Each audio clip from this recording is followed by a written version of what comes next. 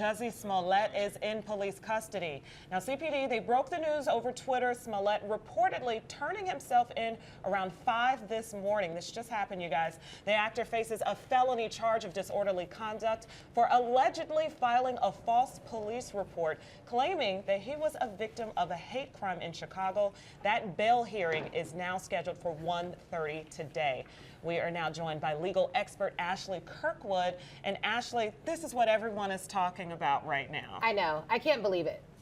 It is unbelievable. It is. So turning himself in, is he admitting that he's guilty? No, and that's important to note. So he's just turning himself in, right? So we don't know whether he's going to admit guilt or not, and we don't know what he'll say in court today, if anything. So what is expected to happen later today? When you get a charge, you have to appear before a judge. You have to turn yourself in and appear before a judge, and this will be a bond hearing? What is actually happening? Yeah, so he may be released. We don't know as of yet, and we also don't know what's been discussed between his attorneys and the police, because they have been meetings, allegedly, right?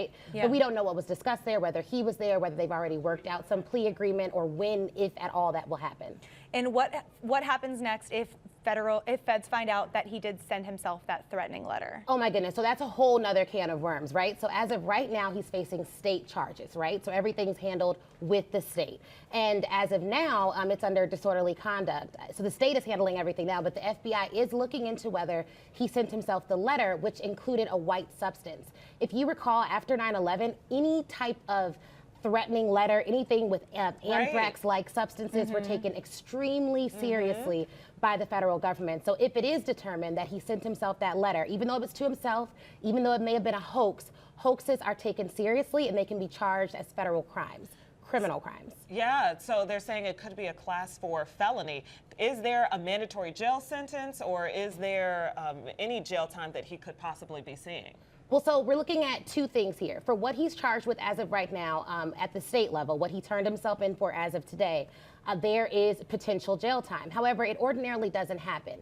And although it's called disorderly conduct, underneath disorderly conduct is any number of crimes, including the one for which he was brought in for, filing a false police report. Now, there was some prosecutorial discretion there to charge him with a misdemeanor, but they chose to take the felony route. So I'm not hopeful that they're going to take it easy on him. So he could potentially face up to 3 years in jail. It's unlikely. It's more likely that he'll get probation, but we'll see. Does that seem minor to you, considering everything that happened?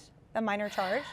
Well, one, I want to say he is presumed innocent until proven guilty. So it is still possible, and as of, 30 minutes ago or as of a couple hours ago, he was still maintaining his innocence from everything that we know publicly. So I don't know whether he's guilty or not. If he did this, if he made up these false reports, if he went on television and said, I was a victim of a hate crime, if he lied to the police, if he did all these national interviews, then this is serious. Yeah. And it would warrant a serious punishment because we want to deter that type of behavior. However, what he was charged with, or what he said happened to him, was also very, very, very serious. So I don't want anyone to feel bad for believing him. Right. Because inevitably, I'm always of the mind, believe the victim. There's no reason not to. Same. But if he lied, it's so serious, and I don't know if they should take it easy on him. Yeah. And give me your professional opinion. I mean, this is kind of frustrating as an attorney, I imagine, because these are only allegations, but we seem to be living in a time in our modern society that we just automatically believe someone is guilty when they get these charges. And you know what, and I hate to say it, but especially when it comes to black men, we all know the fact of the matter is black men typically are not given the presumption of innocence. However, they should be. And I did a lot of work on behalf of inmates or people that were in prison while I was practicing in private practice, and I know for a fact that not giving people the presumption of innocence is more damaging than anything else. We want to keep that presumption of innocence going. So I don't want to say that he's lying, but with the evidence that we have and as things are unveiling and the witnesses that have come forward, it's not looking good. It's at least looking like the story doesn't add up on both sides. I think it's so important to maintain those democratic values because that's what our country is built off of. And so I know people, they look at it or they read a 30-second news story on their phone. You see a headline. Or a headline, of course. A headline. Like, it's frustrating as a media professional channel because you want people to make sure that they get the full story and they get the updates. So Yes. make sure you guys are, as viewers, like keep getting updates, keep checking in. What about, go ahead. Oh, I was going to say, just as a lawyer, the whole Google era is extremely frustrating. Yes. Because there's like a mug that I love that says, your Googling abilities do not equate to my law degree. And I love that because Northwestern was paying me and a lot more than Google, right? So I think that that's important to note, but we do have to be conscious of the fact that this is a serious crime that he's alleged, but it's also a serious crime that's now alleged against him.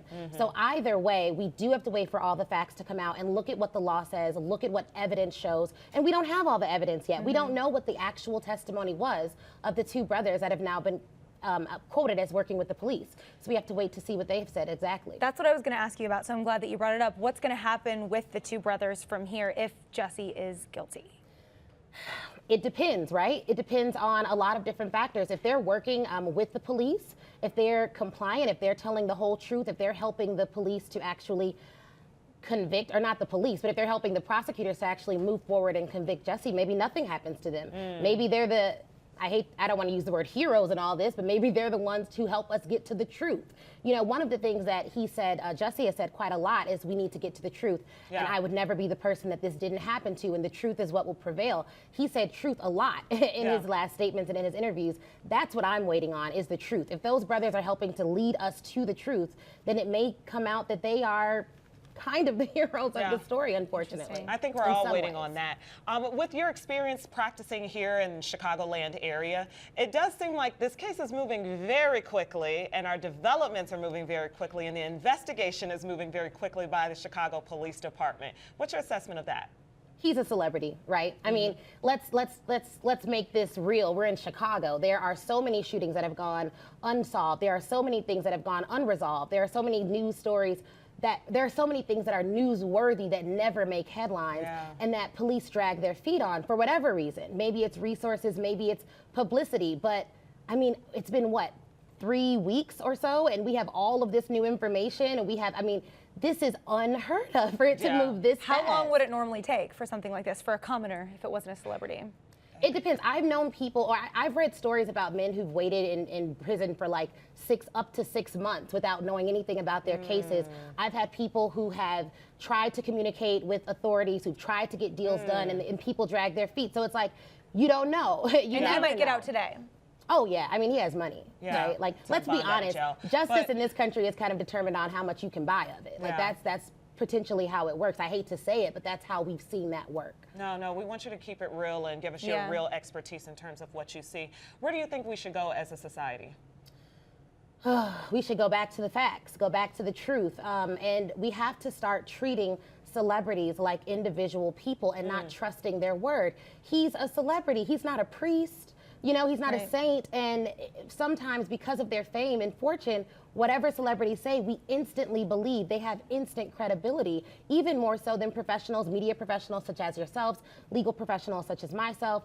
So we have to get back to the facts, but at the same time, we do have to trust the victims. That's key, and I want to drive that home. Trust the victims. But hopefully we get some real justice here. Do stories like this change up how you do your job in the future? No. But they do keep me keenly aware of how I need to prep my clients for the real world. Like I practice the law, but then there's the real world. I have to prep them for what really happened. The world of fake news. The world of fake news. Public opinion. The world of public opinion, and how that shapes their career even afterwards. Because this is his case, but it's also his life, right? So after the news stories are over, how does this impact his career? And if it were one of my clients, we'd be prepping for both the case, but also how they'd be moving forward in their lives afterwards to pick up the pieces. Yeah, I mean, literally just in the last 48 hours, Fox came out in support of Jussie Smollet, and this was hours before. Trump did also, which is another thing that's important to note. You know, Trump wasn't, when they asked him about it, he was like, yeah, this is horrible. Worst thing ever. So it's politicized now, but at one point, people were, for the most part, I thought, supporting him, Ashley, including myself. Thank you so much. Thank you. Thank We really needed your opinion. Really and your good point of things view. you had to say.